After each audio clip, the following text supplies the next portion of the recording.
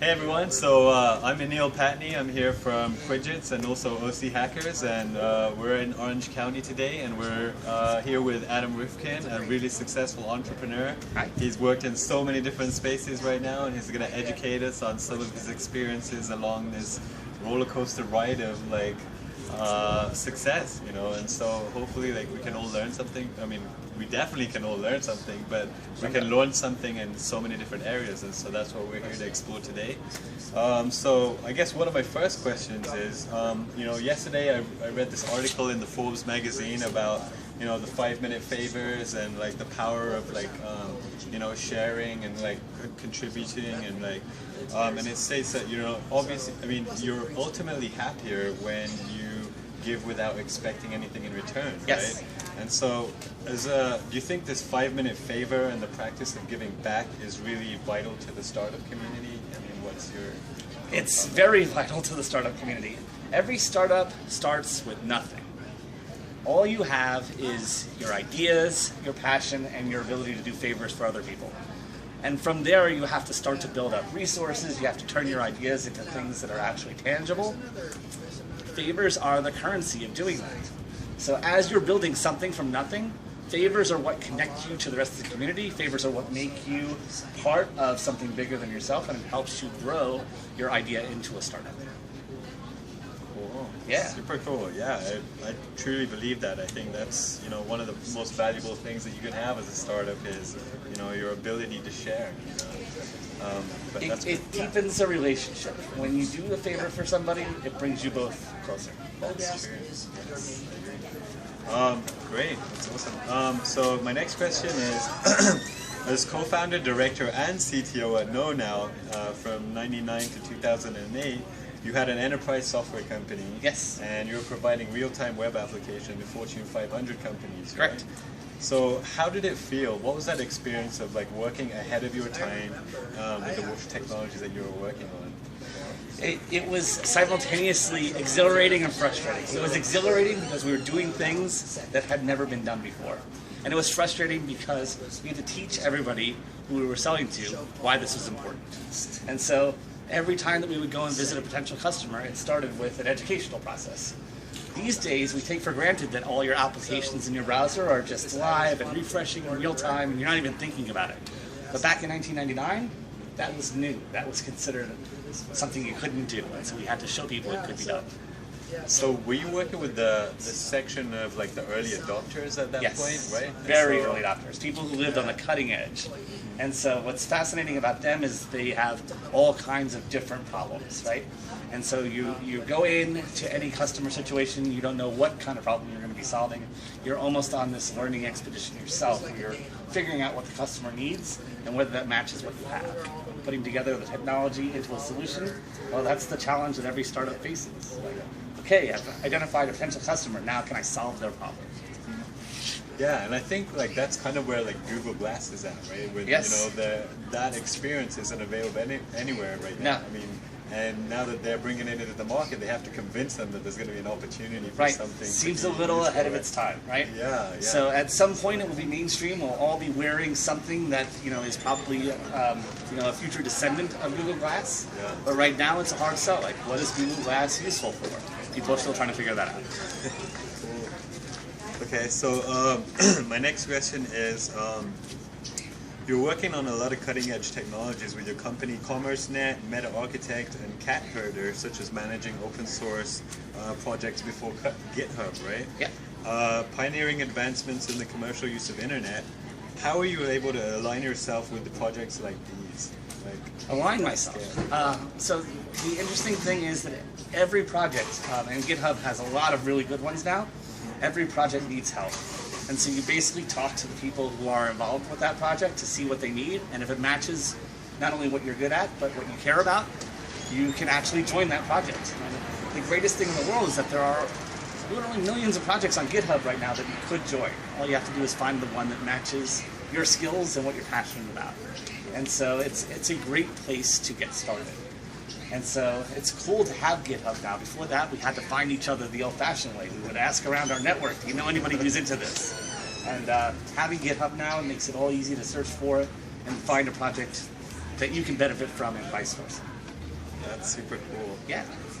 So you also started among one of your your side accomplishments, the 106 Miles where we are today, networking platform, right? In 2008, 2005, right? And so how did you start that, and what was your really slowly. The very first 106 Miles didn't have hundreds of people like today. It had 5 people, and the goal was to get together and hear what the biggest problem that each person had, and the whole group would try to help that person with their problem, either offer suggestions or maybe offer to introduce them to somebody. And it was so much fun that we said, okay, next time let's each bring a person. And so the second time it had 10 people, and we did something similar, and it just evolved from there. I mean, what's interesting is that what 106 Miles really is a network, right? And anybody who comes can be a part of the network and participate and learn from other people as well as teach other people, because you can learn something from everyone. And so what's great about 106 Miles now is that it has this kind of serendipity. You never know who you're going to be able to interact with, and you may be able to help each other, and it's a wonderful feeling too. Yeah. Was it always in San Francisco, like initially at the starting phase, or did you receive? First 6 years, from 2005 to 2011, we were just in the Bay Area. Okay. In 2011, we added Southern California, and we've been trying out different formats and different experiments in Southern California. I really love this OC format. Nice. OC people are pretty awesome, as you know. And it feels like there's real need in OC. Like Pasadena and Santa Monica, they have lots of other events, whereas in the OC, there's not a lot that's comparable, and so it's a really good place that brings a lot of different people together. Yeah. And you know, it's not just individuals networking, there's several groups in there that are networking too, and I think that's pretty fascinating too, is when you have different groups that come together. Yes, definitely. Yeah, that sounds awesome. Yes. I guess one of the things I was going to mention, or advice that I was going to request, is so I started the OCHackerz meetup group, and it's kind of aligned with what you guys are doing there, and I'm so excited to have this conversation with you, because a lot of the challenges that I faced in OC, because Orange County is a little bit different to San Francisco in the sense that, and LA and San Diego, in the sense that we don't have a city center, we don't have a central hub where everyone can conglomerate and stuff, and so when you don't have that central place that everyone can kind of that brings community about, how do you create a community in a fragmented place where there's like pockets of communities everywhere, and everybody's independent and stuff? What would your advice be on that? We have to do it little by little. We won't grow to thousands of people overnight. So Orange County is actually very similar to Silicon Valley. Silicon Valley has no center. You have Palo Alto, you have Redwood City, you have San Mateo, you have San Jose, Sunnyvale, a whole bunch of different cities, and each of which has its own little hub. And what you do is, every time you get together, you bring a few more people into the group, and you encourage them to bring other people into the group too. Networks grow very slowly at first, but that gives you a very solid foundation, a very good core. And once you have a good core, they can continue to attract more and more people. So growing a network, it takes time, but it's very worthwhile. After a few years, the network starts to grow on its own, and that's when things really get fascinating and accelerate. Cool. Well, I have one last question for you, Adam. So as passionate as you are about the web, it sounds that it's no surprise that you started a company like PandaWhale, especially at a time when users are grabbing images from the web and reorganizing them. Yep. What sets PandaWhale apart from other social sharing sites like Tumblr, Quora, and Twitter?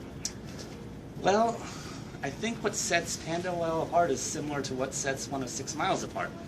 106 Miles doesn't strive to be different from the other groups, it strives to embrace the different groups, because we feel like the best network can be created with people from a lot of different backgrounds.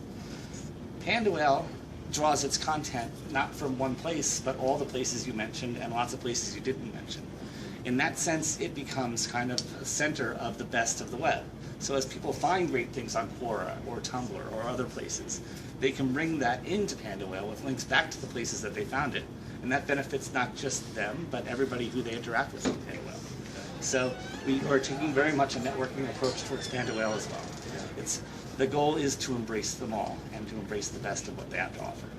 That's super cool. By the way, I signed up to PandaWhale. I love it. It's an awesome site, and I've discovered so much new content because it's always like, good stuff on it there. seems like it's aggregated content that's like unique to